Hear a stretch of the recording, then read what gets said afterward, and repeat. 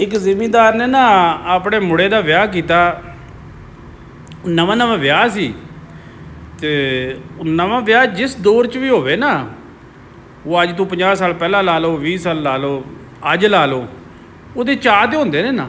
ਵਿਆਹ ਦਾ ਇੱਕ ਆਪਣਾ ਰੰਗ ਹੁੰਦਾ। ਅਤੇ ਉਹ ਨਵਾਂ ਨਵਾਂ ਵਿਆਹ ਸੀ ਅਤੇ ਉਹਨੇ ਕੋਈ ਮੱਝ ਵੀ ਰੱਖੀ ਸੀ, ਇੱਕ ਗਾਂ ਵੀ ਰੱਖੀ ਸੀ। ਅਤੇ ਉਹਨੇ ਦਿਹਾੜੀ ਪੱਠੇ ਛੱਟੇ ਬਣਾ ਕੇ ਫਟਾਫਟ 10-11 ਵਜੇ ਨਾਲ ਵਿਹਲਾ ਹੋ ਕੇ ਅਤੇ ਬਸ ਉਹ ਫਿਰ ਅੰਦਰ ਬਹਿ ਜਾਣਾ। ਫਿਰ ਉਹ ਬਾਹਰ ਯਾਰਾਂ ਦੋਸਤਾਂ ਨੂੰ ਥੋੜ੍ਹਾ ਜਿਹਾ ਉਹਨੇ ਘਟਾ ਲਿਆ। ਗੱਲ ਸਲਾਹਣ ਦਾ ਜਿਹੜਾ ਮਕਸਦ ਹੈ ਨਾ, ਉਹ ਇਹ ਸੀ ਕਿ ਵੀ ਫ਼ਰਕ ਜਿਹੜਾ ਨਾ ਉਹ ਤੁਸੀਂ ਖੁਦ ਮਹਿਸੂਸ ਕਰੋਗੇ ਕਿ ਵੀ ਵਿਆਹ ਤਾਂ ਵਿਆਹ ਹੀ ਹੁੰਦਾ ਹੈ, ਸ਼ਾਦੀ ਜਿਹੜੀ ਹੁੰਦੀ ਹੈ। ਲੇਕਿਨ ਉਹ ਜਿਸ ਵਕਤ ਕੋਈ ਦਿਹਾੜੇ ਗੁਜ਼ਰੇ ਨਾ, ਅਤੇ ਉਹਦੀ ਬੀਬੀ ਨੇ ਕਿਹਾ ਕਿ ਵੀ ਤੁਸੀਂ ਨਾ ਕੋਈ ਨਮਾਜ਼ ਸ਼ਮਾਜ਼ ਵੀ ਪੜ੍ਹ ਲਿਆ ਕਰੋ। ਅਤੇ ਉਹਨੇ ਆਖਿਆ ਅੱਛਾ ਭਲੀਏ ਲੋਕੇ ਪੜ੍ਹਨਾ ਕਰਾਂਦਾ। ਅਤੇ ਉਹ ਫਿਰ ਕੋਈ ਦਿਹਾੜੇ 10 ਗੁਜ਼ਰੇ, ਫਿਰ ਉਹਨੇ ਥੋੜ੍ਹਾ ਜਿਹਾ ਕਿਹਾ ਕਿ ਉਹ ਨਮਾਜ਼ ਪੜ੍ਹ ਲਿਆ ਕਰੋ। ਅੱਛਾ ਉਹਨੇ ਆਖਿਆ ਠੀਕ ਹੈ ਪੜ੍ਹ ਲਾਂਗਾ। ਅਤੇ ਉਹਨੇ ਨਾ ਕੁਫਤਾ ਵੇਲੇ ਦੀ ਸ਼ੁਰੂ ਕੀਤੀ। ਅਤੇ ਉਹ ਜਦੋਂ ਕੁਫਤਾ ਵੇਲੇ ਦੀ ਸ਼ੁਰੂ ਕੀਤੀ ਅਤੇ ਕੋਈ ਦਿਹਾੜੇ 10 ਉਹਨੇ ਪੜ੍ਹੀ ਨਾ, ਅਤੇ ਉਹਨੇ ਆਖਿਆ ਕੋਈ ਮੌਲਵੀ ਕੋਲ ਨਾ 10 ਮਿੰਟ ਬੋਵਿਆ ਵੀ ਕਰੋ, ਕਿਉਂਕਿ ਤੁਹਾਨੂੰ ਬਿਲਕੁਲ ਕਿਸੇ ਗੱਲ ਦਾ ਪਤਾ ਨਹੀਂ ਵਾ ਕੋਈ ਨਹੀਂ। ਅਤੇ ਮੌਲਵੀ ਕੋਲ 10 ਮਿੰਟ ਬੋਵਿਆ ਕਰੋ ਤਾਂ ਕਿ ਕੋਈ ਗੱਲਬਾਤ ਉਹਨਾਂ ਕੋਲ ਸੁਣਿਆ ਕਰੋ, ਕੁਛ ਸਿੱਖਿਆ ਕਰੋ ਕੋਈ ਥੋੜ੍ਹਾ ਬਹੁਤ। ਅਤੇ ਉਹਨੇ ਆਖਿਆ ਠੀਕ ਹੈ। ਉਹਨੇ ਮੌਲਵੀ ਸਾਹਿਬ ਨੂੰ ਕਿਹਾ ਕਿ ਵੀ ਮੈਨੂੰ ਕੋਈ 10 ਮਿੰਟ ਦਿਆ ਕਰੋ ਅਤੇ ਮੈਨੂੰ ਕੋਈ ਦੀਨ ਦੀ ਗੱਲ, ਕੋਈ ਦੁਨੀਆ ਦੀ, ਕੋਈ ਸ਼ਾਦੀ ਵਿਆਹ ਦੀ, ਕੋਈ ਅੱਗੋਂ ਜ਼ਿੰਦਗੀ ਗੁਜ਼ਾਰਨ ਦੀ।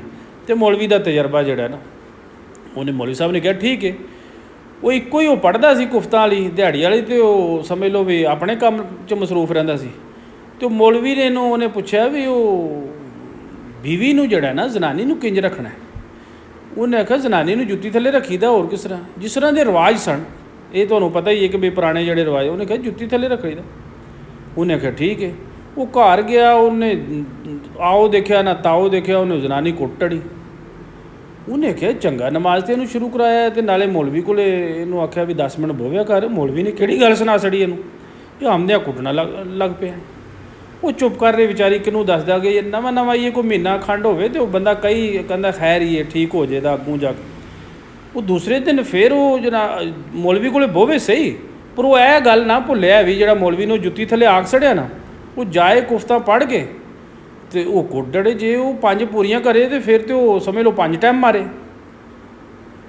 ਲੈ ਉਹ ਬੜੀ ਪਰੇਸ਼ਾਨ ਵੀ ਇਹ ਹੁਣ ਮੈਂ ਇਹਨੂੰ ਕੀ ਦੱਸਾਂ, ਕਿਸ ਤਰ੍ਹਾਂ ਇਹਨੂੰ ਸਮਝਾਵਾਂ ਵੀ ਇਹ ਮੌਲਵੀ ਨੇ ਤੈਨੂੰ ਮੱਤ ਦਿੱਤੀ ਹੈ, ਵੀ ਤੈਨੂੰ ਆਖਿਆ ਵੀ ਕੋਈ ਗੱਲ ਦੁਨੀਆਦਾਰੀ ਦੀ, ਕੋਈ ਦੀਨ ਦੀ, ਕੋਈ ਅਗਲੇ ਜਾਣ ਦੀ, ਕੋਈ ਜ਼ਿੰਦਗੀ ਗੁਜ਼ਾਰਨ ਦੀ, ਕੋਈ ਮੀਆਂ ਬੀਵੀ ਦੇ ਘੂਕ, ਕੋਈ ਪੁੱਛਣ ਵਾਲੀ ਗੱਲ ਹੈ। ਅਤੇ ਉਹ ਮੌਲਵੀ ਨੇ ਕੀ ਪੜ੍ਹਾ ਛੜਿਆ। ਉਹਦਾ ਕੋਈ ਭਰਾ ਜਿਹੜਾ ਨਾ ਮਿਲਣੇ ਵਾਸਤੇ ਆਇਆ ਨਾ ਮਹੀਨੇ ਬਾਅਦ, ਅਤੇ ਉਹਨੇ ਕਿਹਾ ਵੀ ਭੈਣੇ ਕੋਈ ਪਰੇਸ਼ਾਨ ਜੀ ਲੱਗਦੀ ਹੈ ਵੀ, ਕੋਈ ਇੰਜ ਬੁੱਝੀ ਲੱਗਦੀ ਹੈ ਵੀ। ਉਹਨੇ ਆਖਿਆ ਨਾ ਕੋਈ ਗੱਲ ਨਹੀਂ, ਬਿਲਕੁਲ ਐਵੇਂ ਕੋਈ ਬੁਖਾਰ ਹੋਇਆ ਸੀ ਅਤੇ ਉਹ ਟੀਕਾ ਲੱਗਾ ਅਤੇ ਉਹ ਮੈਂ ਟਾਲ ਛੜਿਆ। ਉਹ ਸ਼ਾਮੀ ਉਹਨੇ ਆਖਿਆ ਚਲੋ ਫਿਰ ਅੱਲਾਹ ਤਾਲਾ ਤੁਹਾਨੂੰ ਖੁਸ਼ ਰੱਖੇ। ਅਤੇ ਉਹ ਜਿਸ ਵੇਲੇ ਜਾਣ ਲਿਆ ਨਾ, ਅਤੇ ਉਹਨੇ ਆਖਿਆ ਵੀ ਮੈਨੂੰ ਕੋਈ ਗੱਲ ਸਮਝ ਨਹੀਂ ਆਉਂਦੀ ਵੀ, ਅਤੇ ਜੇ ਕੋਈ ਹੈ ਗੱਲ ਤਾਂ ਦੱਸ। ਉਹਨੇ ਆਖਿਆ ਵੀ ਦੱਸਣਾ ਕੀ ਹੈ ਵੀ ਇਹ ਭਲੇ ਲੋਕ ਨੂੰ ਜਿਹੜਾ ਮੇਰੇ ਨਾਲ ਬੰਨਿਆ ਜੇ, ਜਿਹਦੀ ਗੰਢ ਬੰਨੀ ਜੇ ਮੇਰੇ ਨਾਲ, ਇਹਨੂੰ ਆਖਿਆ ਸੀ ਨਮਾਜ਼ ਰੋਜ਼ਾ ਕਰਿਆ ਕਰ, ਕੋਈ ਮੌਲਵੀ ਕੋਲ ਬੋਵਿਆ ਕਰ, ਪਰ ਇਹ ਸ਼ਾਮੀ ਮੈਨੂੰ ਰੋਜ਼ਾਨਾ ਮਾਰਦਾ। ਮੈਂ ਇਹਨੂੰ ਡਰਦੀ ਪੁੱਛਦੀ ਰਹੀ ਵੀ ਇਹ ਪਤਾ ਨਹੀਂ ਕਿੱਥੇ ਦਾ ਰਿਵਾਜ਼ ਹੈ ਇਹਨਾਂ ਦਾ। ਉਹਨੇ ਆਖਿਆ ਅੱਛਾ ਫਿਰ ਮੈਂ ਰਹਿ ਪੈਣਾ। ਉਂਝ ਤਾਂ ਵੈਸੇ ਮੈਂ ਚੱਲਾ ਸੀ, ਅਤੇ ਉਂਝ ਅੱਜ ਮੈਂ ਰਹਿਣਾ ਹੈ, ਦੇਖਣਾ ਹੈ ਕੀ ਕਰਦਾ। ਉਹ ਕੁਫਤਾ ਵੇਲੇ ਨਾਲ ਜਿਸ ਵੇਲੇ ਉਹ ਹਾਂਡੀ ਰੋਟੀ ਉਹ ਪਤਾ ਜੇ ਚੁੱਲ੍ਹੇ ਦੇ ਅੱਗੇ ਬਹਿ ਕੇ ਅਤੇ ਉਹ ਬਣਾਉਂਦੀ ਵੀ, ਉਹਨੇ ਆਖਿਆ ਵੀ ਅੱਜ ਤੂੰ ਨਾ ਬਣਾ ਕੇ ਫਟਾਫਟ ਨਾ ਅਤੇ ਅੰਦਰ ਹੋ ਚੱਲ ਅਤੇ ਮੈਨੂੰ ਇੱਥੇ ਬਹਿਣ ਦੇ। ਉਹਨੇ ਉਹ ਚਾਦਰ ਜੀ ਉਹਦੀ ਲੈ ਕੇ ਜਿਸ ਵੇਲੇ ਬਹਿ ਗਿਆ ਨਾ ਉੱਥੇ, ਅਤੇ ਉਹ ਆਪਣੀ ਰਿਵਾਜ਼ ਦੇ ਮੁਤਾਬਕ, ਉਹਨੂੰ ਕੋਈ ਉਹਦਾ ਆਤਾ ਪਤਾ ਨਹੀਂ ਸੀ ਕਿ ਬਈ ਇਹ ਕਿਸ ਟਾਈਮ ਵੀ ਗਰਮ ਹੋ ਸਕਦਾ। ਉਹ ਬਾਹਰੋਂ ਆਇਆ ਉਸੇ ਤਰ੍ਹਾਂ ਹੀ ਰੂਟੀਨ ਨਾਲ, ਉਹਨੇ ਜੁੱਤੀ ਹੱਥ 'ਚ ਕੀਤੀ ਬੂਹੇ ਦੇ ਬਾਹਰ ਵਾਲੇ ਬੂਹੇ 'ਚੋਂ। ਉਹਨੇ ਜਿਸ ਵੇਲੇ ਇੱਕ ਹੀ ਮਾਰੀ ਹੈ ਨਾ, ਅਤੇ ਉਹ ਜਣਾ ਸੀ ਅੱਗੇ, ਉਹਨੇ ਢਾਹ ਲਿਆ। ਢਾਹ ਕੇ ਉਹਨੇ ਚੰਗਾ ਸੇਕਿਆ। ਉਹ ਜਿਸ ਵੇਲੇ ਸੇਕਿਆ ਉਹਨੇ, ਅਤੇ ਉਹ ਨੱਥਾ ਨਾ ਬਾਹਰ ਨੂੰ ਗਿਆ ਮੌਲਵੀ ਕੋਲੇ। ਮੌਲਵੀ ਕਹਿੰਦਾ ਵੀ ਮੌਲਵੀ ਸਾਹਿਬ ਤੁਸੀਂ ਜਿਹੜੀ ਉਹ ਗੱਲ ਦੱਸੀ ਸੀ, ਤੂੰ ਜ਼ਨਾਨੀ ਤਾਂ ਮੈਨੂੰ ਅੱਜ ਕੁੱਟਿਆ ਹੀ ਬੜਾ। ਉਹਨੇ ਆਖਿਆ ਕਦੇ ਜ਼ਨਾਨੀਆਂ ਨੇ ਵੀ ਮਾਰਿਆ ਹੈ ਅਤੇ ਹੋ ਹੀ ਨਹੀਂ ਸਕਦਾ। ਉਹਨੇ ਆਖਿਆ ਮੈਂ ਤੁਹਾਨੂੰ ਸੱਚੀ ਗੱਲ ਦੱਸਣਾ ਪਿਆ, ਅੱਗੇ ਤਾਂ ਮੈਂ ਤੁਹਾਨੂੰ ਕਦੇ ਨਹੀਂ ਦੱਸੀ ਹੈ ਵੀ ਲਿਖਣਾ, ਅੱਜ ਤਾਂ ਮੈਂ ਤੁਹਾਨੂੰ ਸੱਚੀ ਦੱਸਣਾ ਪਿਆ, ਦੇਖ ਲਓ ਮੇਰੇ ਲਾਸਾਂ ਪਈਆਂ। ਉਹਨੇ ਆਖਿਆ ਕਿਸੇ ਹੋਰ ਦੇ ਵਿਹੜੇ 'ਤੇ ਨਹੀਂ ਟੁਰ ਗਿਆ।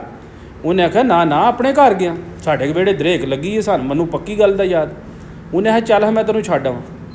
ਉਹ ਜਿਸ ਵੇਲੇ ਦੋਏ ਆਏ ਨਾ, ਅਤੇ ਅੱਗੇ ਉਹ ਦੋਏ ਭੈਣ ਭਰਾ ਅੱਗੇ ਹੀ ਸੱਤੇ ਸਨ, ਉਹ ਬੂਹੇ ਦੇ ਪਿੱਛੇ ਸਨ। ਜਿਉਂ ਅੰਦਰ ਹੋਏ ਨਾ, ਉਹਨਾਂ ਦੋਵਾਂ ਨੂੰ ਕੁੱਟ ਕੱਢਿਆ। ਔਰ ਇੰਨਾ ਕੁ ਦਲਿਆ ਨਾ ਵਿੱਚ ਹੀ ਮੌਲਵੀ ਨੂੰ ਅਤੇ ਵਿੱਚ ਹੀ ਉਹਨੂੰ। ਉਹ ਮੌਲਵੀ ਕਹਿੰਦਾ ਉਹ ਘਰ ਨਹੀਂ ਭੁੱਲੇ, ਅਸੀਂ ਤਾਂ ਕੋਈ ਪਿੰਡ ਹੀ ਭੁੱਲ ਗਏ ਹਾਂ।